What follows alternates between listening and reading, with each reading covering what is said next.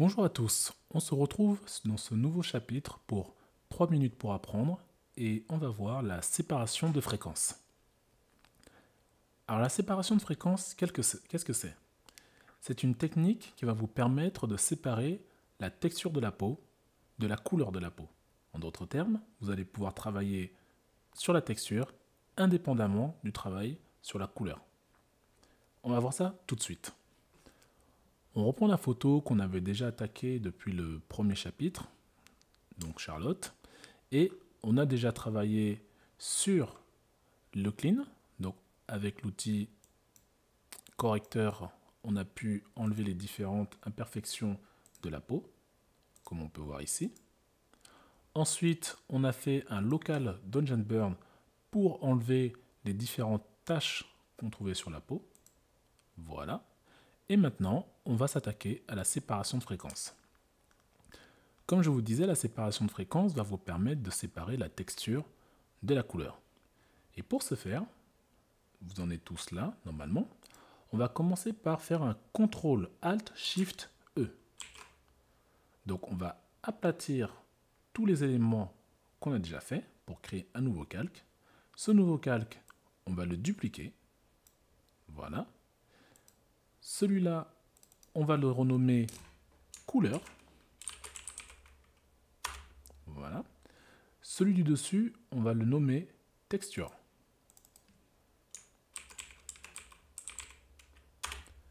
Donc, ce calque-là aura toute la texture de la peau et ce calque-là aura la couleur de la peau. On va cacher le calque texture. On va sélectionner le calque couleur.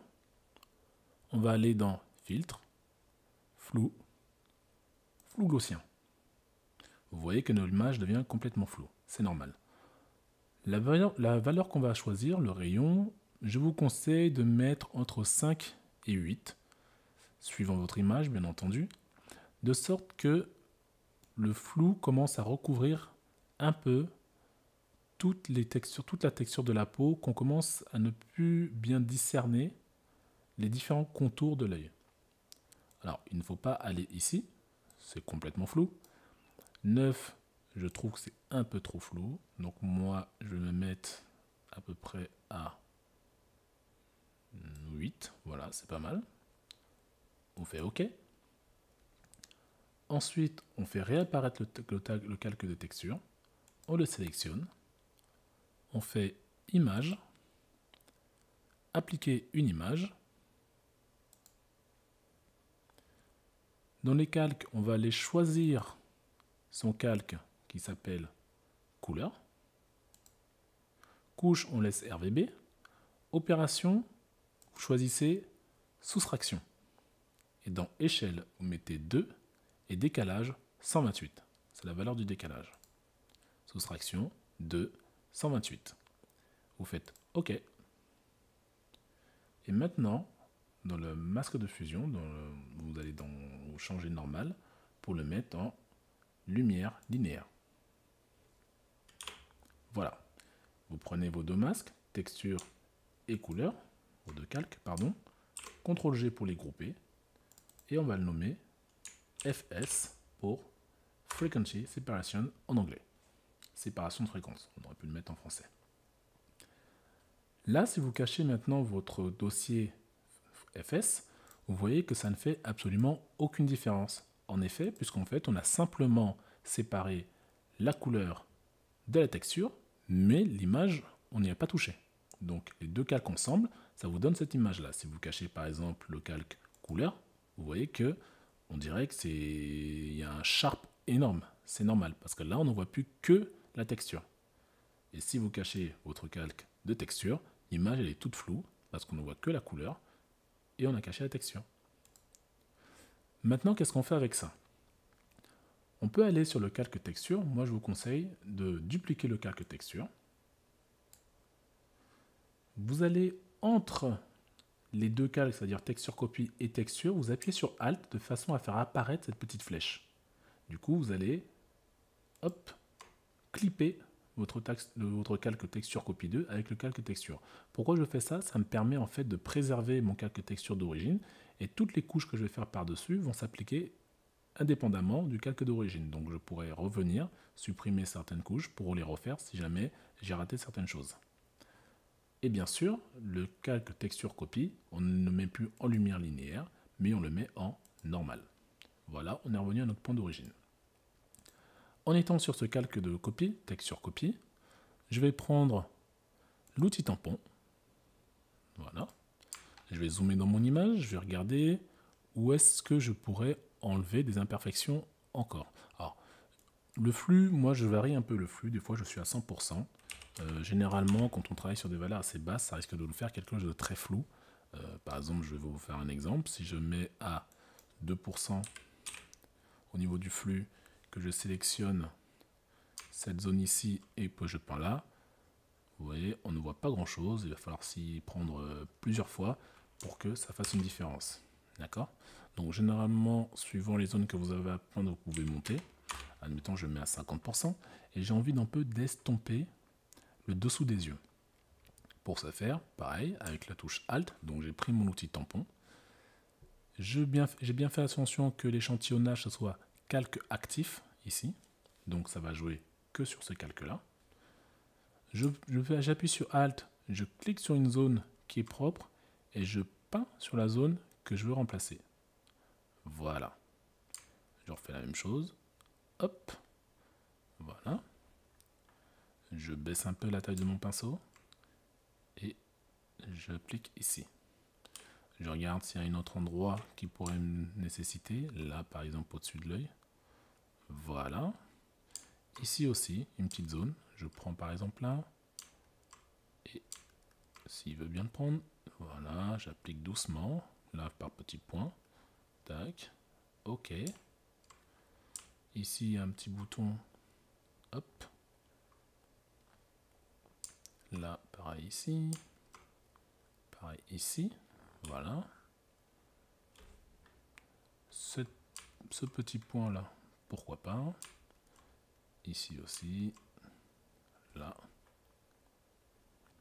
Sur la joue, je vais un peu atténuer, voilà, les quelques petits boutons qu'il y a sur cette joue.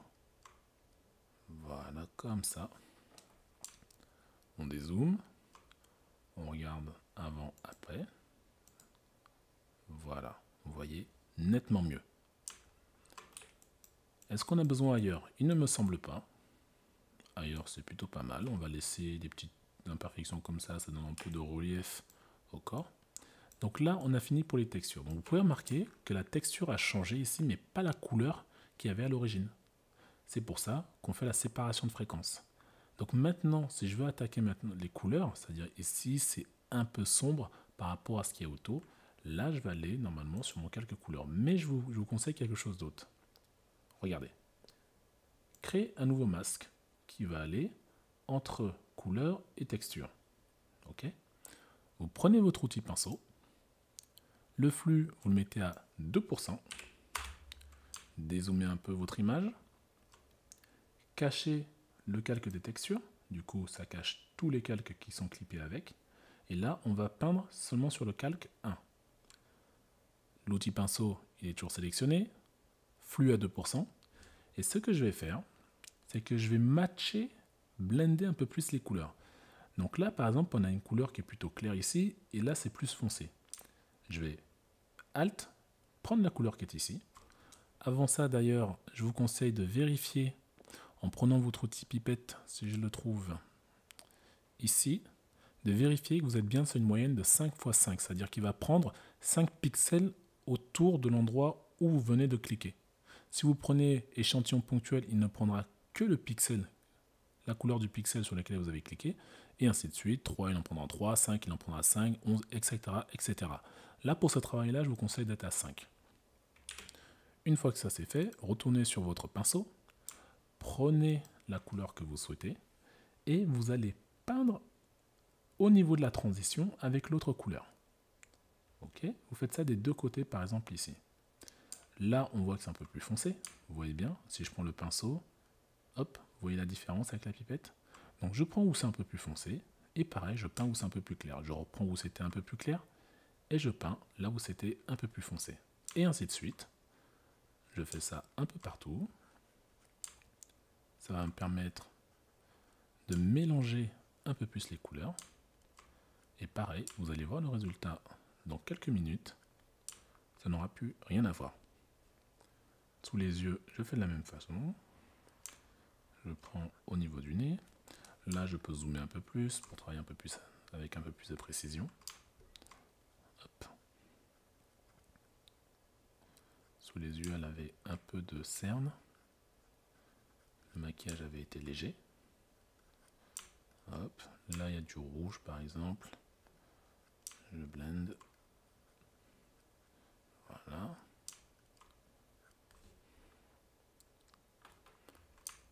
Hop.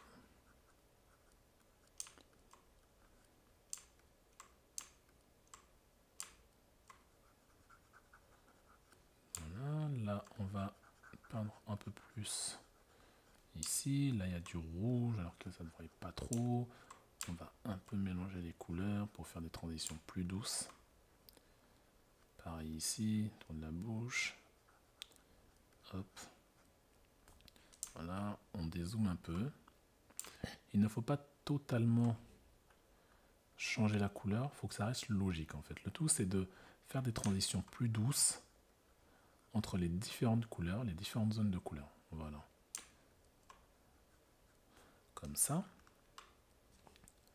Au niveau du nez, on peut zoomer un peu également. Prendre ici où c'est clair, peindre un tout petit peu. Là, les deux côtés où c'est foncé, prendre les côtés foncés et repeindre également. Là, les yeux, c'est très foncé là. Tac.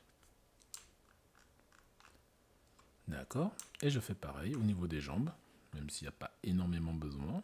Je prends un pinceau plus gros, une zone un peu plus sombre, et je peins. La zone un peu plus claire, je repeins également. Et là, ici on peut voir la différence. Donc je prends où c'est foncé et je repeins là où c'est clair. Voilà. Ici, pareil. On est bon. Hop. Voilà. Et la deuxième jambe, on fait la même chose. Alors, on va retravailler après sur le, bien sûr, sur le dodge and burn, hein, sur la lumière. Là, je me suis planté.